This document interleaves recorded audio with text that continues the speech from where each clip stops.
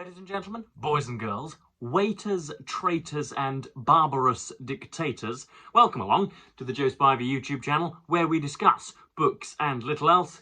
And oh my golly gosh, the sky is falling in on our heads, firstborns, the city over are dying prematurely, there shall never be smiles on faces ever again, and the Houses of Parliament are a jitter with legal amendments. Hull Kingston Rovers, believe it or not, my beloved rugby league side, have lost. They lost at the weekend on Sunday in chastening fashion to the Leeds Rhinos, and unfortunately an awful lot of catastrophising is occurring as a result, has come about as a result.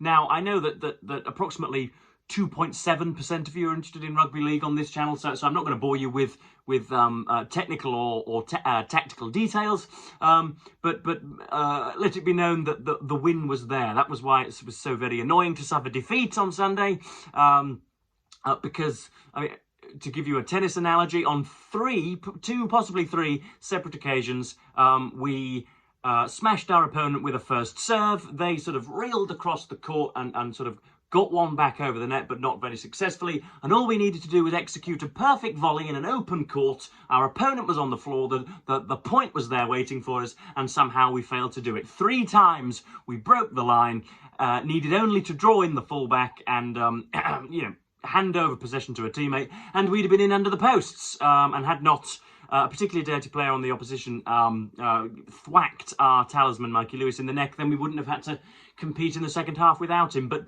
there are interesting, I think anyway, philosophical derivations or connotations to what occurred, because you know, 5, 10, 15 years ago, losing was entirely normal to Joseph Edward and his father. We used to happily go down to the stadium and you know, see records tumble against us. You know, as I say, it used to be a matter, of course, that we would fall to defeat, and now, because we are spoilt by a brilliant team, losing has become a sort of ungainly and very, very difficult and venomous and vein-popping affair. So that when eventually we did lose on Sunday, myself, my mother and 2 maternal grandparents were sort of, all of us, we were sort of weathering our own strops and our own tantrums. We were all sort of at the dinner table like this, oh, Kingston Rovers lost, and none of us are really happy about it, because we so seldom now feel the pangs of defeat.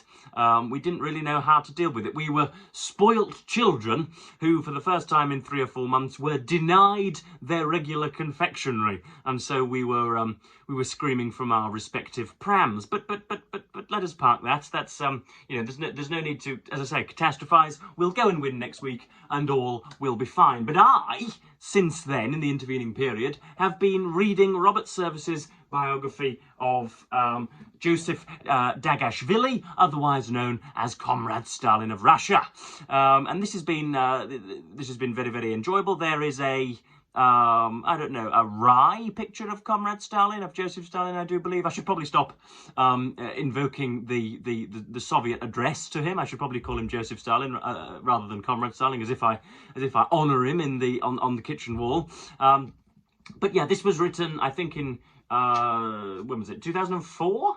Yes, first published by Macmillan in 2004. Now, again, a slight aside, I know it's jolly solipsistic of me, dreadfully solipsistic, but I do struggle with books written at or before my birth. I know that there are specialists on BookTube who mark time by my advent onto the platform. So they say, for example, that we are 1 year and 9 months AJ, after Joseph. But I do find it I don't know, difficult to comprehend that a human being, of course it's entirely natural, and yet still it's difficult for me to pass, that a human being was so very capable and so very analytical and historically literate and shall we say literarily attentive, to have written a book whilst I was concerned only with my mother's teat, or with you know, lederhosen in the back garden, or with you know, phonics with oohs and ahs and consonants and sibilants and meretricious shows on kids' TV. And yet, Robert Service, about the same time that I was filling nappies, was filling pages in A4. So I do find that difficult. And of course, you know, the Victorian period includes works which were written before I was thought of, before mother and father were thought of, before their mother and father were thought of, and their mother and father before them were thought of. And so yeah, the broad expanse of the world frightens me a little, but that's only because I am a Homo sapien with 2 arms and 2 legs and a posterior hippocampus. I am nothing but stardust.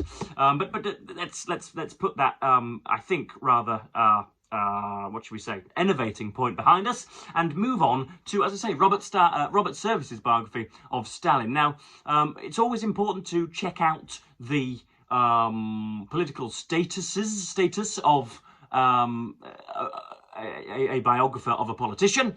Far too many hagiographic works have been written on Thatcher, on Churchill, and are soon to be written, I'm sure, on Donald J. Trump. But I haven't yet looked up Robert Service. I know that Hitchens and Amis put this through the ringer when indeed it first came out, but Service could be a sort of, again, a Thatcherite, a sort of a tweedy conservative looking to put Stalin into the mud, or he could be a flag-bearing former communist, a sort of Kingsley Amis-esque figure. But given that I have confusion and ambiguity about that point, I think that rather settles it, that he isn't going to be dogmatic, and indeed he has not been. But we must get on to Stalin's life. So he's born in Georgia, in, I think it's called Gori, Gori, in an urban but distant part of Georgia. You have Tbilisi, which is, from what I hear and know, about the only place worth living in Georgia. And his mother is sort of a devout woman of the hearth in the home, and his father is a terrible drinker, Beresano, I believe his name was, and he worked at a shoe factory. You can tell exactly, you know, it would be easy to construct a very stereotypical picture of him, a drinker who came home of an evening and, you know, beat up his only surviving son, I think, and his wife. But Stalin is a capable young man, very quite intelligent and analytical, a good memory, not an active contributor to debate. Definitely much more of a sponge rather than a hosepipe. Took in information rather than giving it out. Ingress was much easier than egress, and he is encouraged at school to be intelligent and to pursue his studies, and he ends up going to, I believe in Tbilisi, he goes to a seminary. His father very selfishly tries to drag him back to the shoe factory in which he works, but eventually he is allowed to go to the seminary. And again, that's another point at which Robert Service introduces his contingencies. Had it not been for a phaeton that hit him, then he may have been due for active service in World War I. Had his father been successful in bringing him back to the shoe factory, then he may well have just been a sort of toiler at the coalface rather than an intelligent bureaucrat. So all the time, Service is giving us, you know, different historical avenues and rivulets, which we have discussed on very many occasions in the past before. And then he is sort of alarmed by the fundamentalism of the rectors. That's obviously the incorrect noun to use, but the leaders of the seminary group. He is again called three or four occasions a militant atheist, and that is not proven or not proved. Evidence of it is not adduced by Service, and yet he continues with that label, that very pregnant and freighted label. But he is alarmed by the fundamentalism at the seminary group and becomes something of a rebel, and gets involved in Marxism and left-wing politics of the late 19th and early 20th century.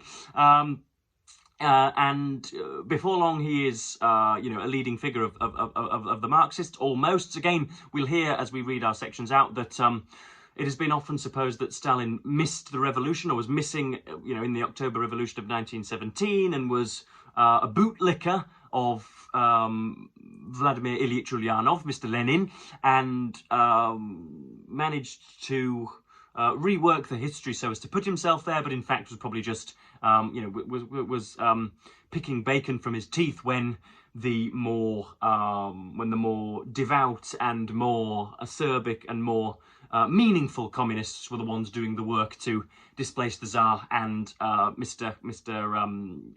What's his name? Is it Kamenev at the provisional government? Can't remember. But Stalin, I think Robert Service has proved in here that he was rather more involved than some detractors might say. He didn't head many committees, but he was on the Central Committee. He was there siding with Lenin, but not doing so in a sort of in a servile or in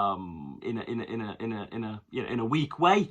He was essentially his own man, not somebody you would like to spend an afternoon with. He would probably have made sexual advances on your 16-year-old sister, and would have, would have walked off. Of course, he's sent to Siberia in exile many times. Again, exile not as horrendous as it seems, or not as horrendous as I had conceptions of, or as I had conceived earlier.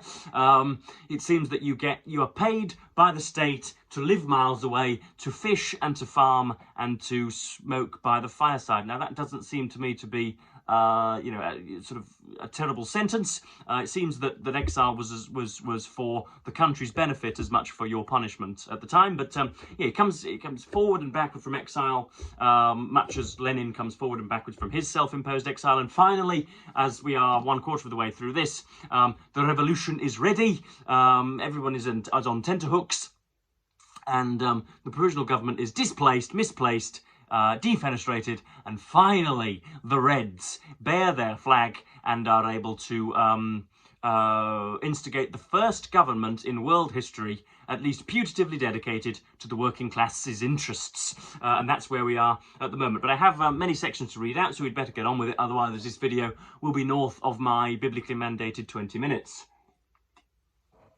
I'll take a big old swig of water and I will commence. So first of all, we have the introduction by Robert Service. Now, I remember not being particularly pleased by this at the time, just yesterday, and yet I have reread passages of it in preparation for this video, and I actually find them to be a little more rhetorically adept. But here we are discussing perhaps the most interesting sort of bifurcation in Stalin's history. Another theme of the book is the degree of Stalin's influence before Lenin's death. This is always brought up, whether Trotsky was the rightful heir to Russian communism, or whether there's often an opinion that Stalin sort of shouldered himself to the wheel through brute force, and I think Service wants to put that right. No biography fails to depreciate his already developed skills as a politician. This book benefits from the political and psychological insights of Robert Tucker, Adam Ulam, Robert McNeill, and Ronald Hingley. Yet even these works assumed that Stalin did not count for much among Bolsheviks before 1917. Tucker contended that Stalin's attitude to Lenin amounted to mere hero worship through to the 1930s. Lenin's unchallenged dominance is also the key theme of the study by Robert Slusser, who characterised Stalin in 17 as the man who missed the revolution. Purportedly, Stalin was Lenin's errand boy before and during 17. I believe I'm getting notifications, but I will not let that stall me. The same approach has been maintained with reference to the years after the October Revolution, as biographers have insisted that Stalin was a dour bureaucrat in the back rooms of Bolshevism. What about that? A dour bureaucrat in the back rooms of Bolshevism. I shall be proud of that statement myself. At most, he has been depicted as Lenin's troubleshooter, the man who was sent into emergency situations with a specific brief from the Kremlin. But credence is rarely given to the possibility that Stalin's membership of the supreme bodies of the Bolshevik Party and the Soviet government shows that he was already an established member of the communist ruling group. The following chapters question this long-established historical opinion, and I think Service does a good job. I know that this book is centred on him, and so he's going to look to be a very important and vital figure. But Stalin seems to be something of a converted communist. I thought that he was sort of like Mao, a bit of a just a sort of pragmatic, power-hungry jerk, to coin an Americanism. I thought that if right-wing politics had been prominent in 1917 in Russia, Stalin would have been at the front of that. If centrism was the way in 1917, Stalin would have been at the front of that. In other words, it didn't matter the colour of the rosette on the lapel, but in fact it seems that he was not perhaps a theoretician. For those of you playing Joe Spivey Verbal Bingo, theoretician is worth 8 points this morning. But he was a believer, simply put. But yeah, here we have the characteristic depictions of of Stalin, and I've put down here in the annotations, another intellectual blowing smoke as the world passes him by, oddly likeable at this point. So here's the phrase. The contours of Joseph's later personality were already disclosing themselves. He was dedicated to self-improvement through daily study. His capacity for hard work, whenever he thought such work was useful, was immense. The imperial order had given him a usefully wide education, albeit an education underpinned by Christian liturgy and Tsarist loyalism. There we depart. He was literate and numerate. He had a pleasing style in poetry. In his spare time, he had started to acquaint himself with broader ideas about society. See what I'm driving at here? And to study Marxist texts. He also read Russian and European classic novels. He was obviously capable of going on to university and had an acute analytical mind. His problem was what to do with his life. That's a terrible sentence. Having abandoned Christianity, he had no career ahead of him, and his family lacked the resources and desire to enable him to enter an alternative profession. For the next few years, he was to expend much energy trying to decide the fundamental question for rebels in the Russian Empire: what is to be done? Another question also exercised his mind: with whom to do it. Young Dugashvili, fresh out of the Tbilisi Spiritual Seminary, had yet to formulate his answers. So there we are. As I say, somebody rather like a golden retriever of a sunny Sunday morning, sitting down, wagging his tail and watching the world go by, rather like your kindly presenter here. But next up we have, I think, quite a boring section. You have Service does a reasonable job of separating the Mensheviks from the Bolsheviks. The Mensheviks, as far as I can see, were looking to better integrate into the institutions. They were what we would call now in the 21st century institutionalists. So they were communists, but they wanted to best serve the workers and the peasants and the agrarian tenders of land by sort of what should I say, burrowing their way in, doing it in a traditional, respectful, bloodless way. They wanted to enter the pews and halls of power, whereas the Petrograd Soviet and the Bolsheviks were much more in favour of slitting throats and crunching gonads, shall we say. They saw Marxism as a violent call to revolution, whereas the Mensheviks wanted to perfect Marxism and make it more sort of aluminium brushed and a little more presentable, shall we say. That's again my very rough approximation of it. And then he deals also with internationalism versus national autonomy. Stalin, being a Georgian, was more in favour of having the cloak of Marxism over all of the Russian Empire, but also allowing autonomy for Georgia and for Ukraine and for whomever else, and for Finland and other vassal satellite states of the Russian Tsarist Empire and the Romanovs. And again, I'm boring myself to sleep just discussing it, and yet Service feels the need, and the need is probably there to flesh it out. But I've written in the margins here, this is like listening to a bloke vengefully and excitedly fueled on cocaine. So whenever you're on a bender with the Brotherhood at university, and they have something which they definitely want to get across, and if they've hoovered up great deals of Class A pharmacology, friends and indeed myself have been intent on conveying that information, very, very, very, very, sort of stressfully intent on conveying that information. That's what Service does here. So, gird your loins. Lenin liked Marxism and the national question. That's the pamphlet Stalin writes, because Stalin agreed with him about the basic solution. An additional advantage was that Stalin was not a Russian, but a Georgian. After the turn of the century, the Marxists of the Habsburg monarchy, especially Bauer and Renner, argued that the empire was a patchwork quilt of nationalities and that nation-states could not neatly be cut out of it.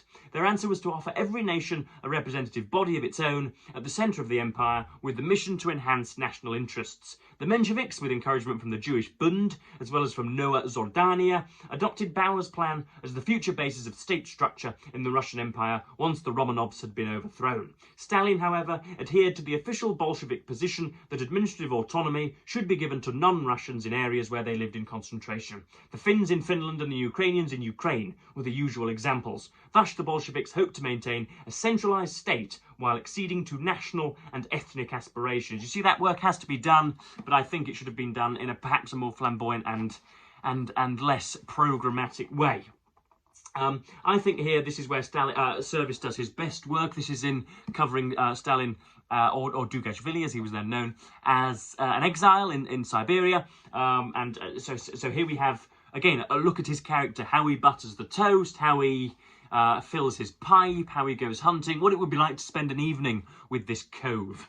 Exile had its bright moments for Stalin, but generally it brought the worst out of him. He was an emotionally needy person. People around him were also liable to be subjected to the lash of his tongue, or simply to daily insensitivity and egotism. He belonged to a revolutionary party which made a virtue of placing individual satisfaction below the needs of the collective good. It was a party which also cherished comradely good humour. Stalin was not really unsociable. He had friends, he liked to joke and was an amusing mimic, but his friends had to acknowledge his primacy. What a phrase that is. His friends had to acknowledge his primacy. Stalin had a deep need to dominate. This was why his fellow exiles found him exasperating. At close quarters, he was painful to deal with. The Siberian sojourn concentrated everyone's attention on the uncongenial sides of his character, which in other circumstances they overlooked because of the perceived benefits he brought to the cause of the revolution. So yeah, he was somebody to spit pips across the room, somebody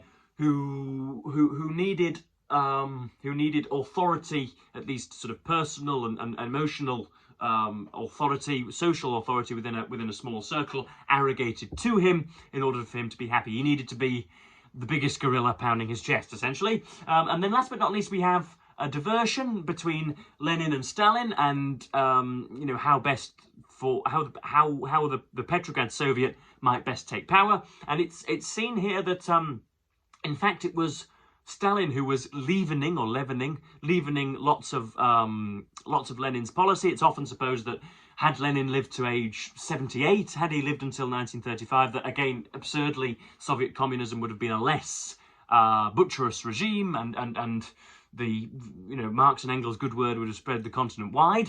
And again, this is another refutation of that, the fact that Lenin was the one to first enact dekulakization, and was the person who definitely had more resentment on his mind than Stalin. And this is the passage that deals with that. Stalin, even after accepting Lenin's April theses, did not adopt all the leader's policies. Lenin demanded state ownership of the land. Stalin continued to argue that it would alienate the peasants who wished to have total control over the countryside. The land, he insisted, should be transferred to the peasantry without conditions, and perhaps he thought that once Lenin gained direct experience of Russian conditions, he would see the point. Stalin also shunned the more provocative of Lenin's slogans on the war. Of course, you've got all sorts going on the trenched battlefields of 1917. Like Kamenev, Stalin omitted to call on soldiers and workers to turn the existing imperialist war into a European civil war between Europe's proletariats and its bourgeoisie. Kamenev and Stalin understood that if the Bolsheviks were to increase their popularity, they had to stress that they were the only party in Russia which could bring about peace. Equally noteworthy was Stalin's avoidance of terms such as the dictatorship of the proletariat. He had his ears open to attitudes in society. Workers and soldiers saw the downfall of the monarchy as inaugurating an order of freedom and democracy. Ideas of dictatorship were regarded as characteristic of the monarchy overthrown in Feb 1917. Stalin defended his ideas, and it was not he but Lenin who eventually had to amend his position. So yeah, that's where we are at. As I say, the chandeliers are swinging, and many of the champagne has been corked, and the world awaits to see what grubby commoners will do when they shoulder themselves to the wheels of power. But yeah, what else do I have to say about this? Russian is always difficult to comprehend because their names are such a sort of tempest of consonants. I quite like that phrase that I thought of the other day. Their names are a sort of tempest of consonants. You've got Z's and F's and V's and L's all in orders that you've never seen before. Nobody is called nobody is called Smith or Jones. Everybody is called Dugashvili or Shlodnoshtikev or Krupnastlinov, and it's very, very difficult when you're reading quite quickly. It's very, very difficult to get that through. But I intend to write on my Substack about this, and so I've been taking notes. There are some page numbers there: Stalin during Lenin, and then on page 19 we have psychoanalysis. Then we have summaries, and then we have 96. Service is a bloke at a party on cocaine. That's already what I've mentioned there. And then we have page 128. Stalin's positions are initially more liberal than Lenin. So those are my notes. And yeah, I am enjoying it, and I shall read for hours more this afternoon. And probably when I'm 3/4 of the way in, but by the weekend, I'll let you know how I'm feeling, because Comrade Stalin, again, I'm referring to him in an adulatory, quasi-adulatory way. I'm about to see just what he does when he gets to power, and how indeed he inculcates a personality cult around him. But yeah, that will do for today. We've done 25 minutes, and I am beginning to wane. My powers and faculties begin to fail me. But yeah, let me know if you've ever read Service's biography. Let me know how much you know about Comrade Stalin. Why do I keep referring to him in that way? I don't know. It's obviously natural. It's from the adrenal glands rather than the prefrontal cortex. But I better stop doing it, because one day I'm going to meet a right-winger who thinks that I actually support the man. But yeah, let me know whether you've ever read any books on the man. Yeah, let me know what you thought of my coverage. But yeah, I'm probably going to end here, given that I am intellectually spaffed. So yeah, I will, as per usual, thank you ever so much for watching BookTube, and bid you, of course, the fondest of all earthly farewells.